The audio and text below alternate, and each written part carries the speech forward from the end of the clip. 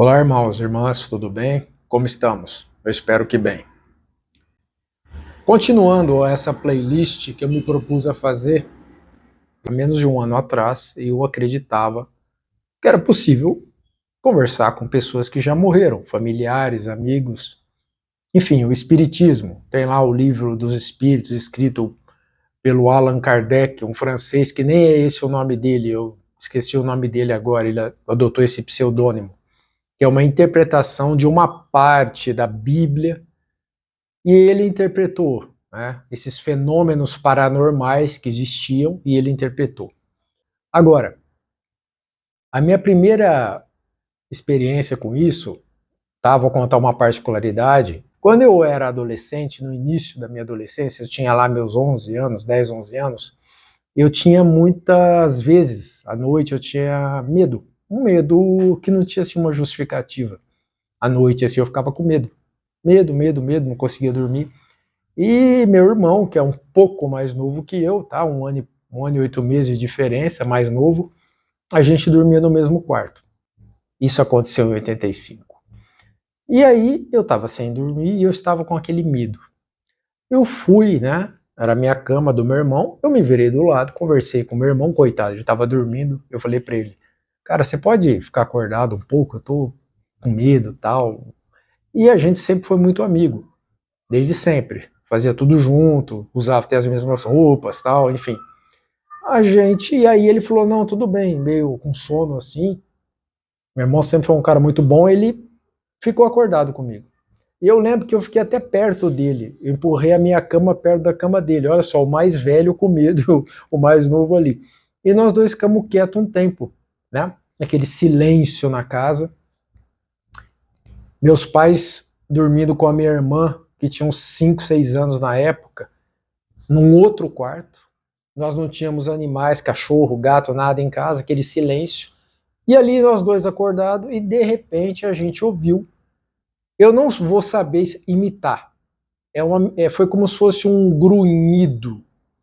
É uma mistura de rosnado com grunhido. Parecia que era um. É como se fosse. Olha, hoje eu classifico aquilo como se fosse o som de um demônio, de algo demoníaco. Tá? Um grunhido. Foi bem do lado da porta do quarto que a gente estava, que aconteceu isso, tá? E eu lembro que a gente escutou aquilo, foi alguns segundos assim, bem ali, como se estivesse ali no corredor, do lado da porta. Eu lembro que eu olhei pro meu irmão com o olho arregalado, aterrorizado, olhei para ver se ele estava acordado, ele estava de olho aberto, ele também me olhou. Os dois ficaram quietos, ficamos quietos assim. Aí eu falei baixinho para ele, eu falei assim, você ouviu? Cochichando, né? Eu falei, você ouviu isso? Ele fez assim com a cabeça, ouvi. E aí nós ficamos um tempo parado ali, porque a gente ficou morrendo de medo. Porque a gente ouviu nitidamente, os dois estavam acordados, no momento que a gente estava quieto ali. Depois de um tempo, eu e ele, né, a gente levantou, foi devagarinho, a luz do corredor ficava acesa. E a luz do nosso quarto estava apagada e a luz do corredor acesa.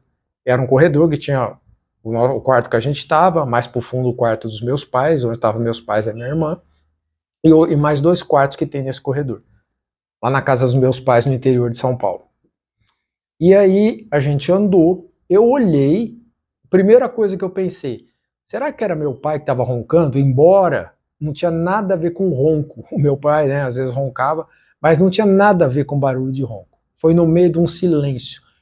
E aí, naquele momento, eu falei, será que meu pai roncou? Tentando achar uma explicação lógica para aquilo. E aí a gente andou até o corredor, eu olhei, não tinha nada, corredor, obviamente, nada. E eu cheguei perto do quarto onde estavam os meus pais, a porta estava fechada, não trancada, fechada. Eu abri a porta devagarinho, meu pai nem roncando estava. Estava lá meu pai, minha mãe dormindo, com aquela respiração tranquila, e a minha irmã num colchão do lado da cama deles dormindo. Nós voltamos para o quarto, eu e meu irmão vimos aquilo, ficamos olhando assim, não dormimos mais aquela noite. Tanto que se eu falar disso com ele hoje, ele lembra. Nós nunca esquecemos, tá? Lá em 85, mais ou menos, eu tinha uns 11 anos, o meu irmão tinha uns 10, 9, 10 anos. Foi a minha primeira experiência com algo sobrenatural. Durante a minha vida toda eu achei que isso foi espiritual. Realmente é do mundo espiritual, mas não era um espírito. Aquilo era uma manifestação demoníaca, tá? E eu só estou contando nesse vídeo esse primeiro contato que eu tive com esse tipo de coisa. Agora, se nós levarmos em conta a Bíblia, que é a palavra de Deus, como algo sério, como algo real, é impossível falar com as pessoas que já morreram. Então, há menos de um ano atrás, eu acreditava nisso, desde a minha infância. Apesar de ser católico, eu me definia como um católico espírita. Então, eu acreditava que era possível. Eu já fui em centro espírita. Se diz mesa branca, se diz de esquerda, se diz umbanda. Eu já estive nesses lugares na minha vida. Tá? E eu acreditei já nisso. Digo isso sem ter vergonha nenhuma, porque eu não tinha o entendimento que eu comecei a ter a partir desse ano. Durante a minha vida, Deus já tentou falar comigo e eu não compreendi. Eu compreendi esse ano. Deus já me livrou de muitas coisas na minha vida, mas isso é tema para uma outra oportunidade. Eu já entendia isso, mas sabe quando você entende e parece que você não leva em conta? Parece que não é nada demais, os anos vão passando, você é mais novo e vai tocando. Deus já me livrou pessoas da minha família de muita coisa. Parando para pensar, parando para lembrar. Mas voltando ao tema aqui desse vídeo. Eu sei que, repito, que é um tema delicado e muita gente pode ficar bravo comigo. Desculpa, pessoal, desculpa. Tá? Eu não quero ofender ninguém, a fé de ninguém. Eu estou falando da minha visão, do meu pouco conhecimento sobre a Bíblia. A Bíblia diz que é impossível falar com quem já morreu. E eu vou deixar aqui alguns versículos que citam isso. Se a Bíblia tem algum valor para você, ela diz que isso é impossível. Se vocês quiserem, compartilhem e a gente pode voltar a falar nisso. Não sou dono da razão, estou falando da minha opinião e do pouco que eu estou aprendendo. Não é possível falar com mortos. A vinda de Jesus não teria sentido.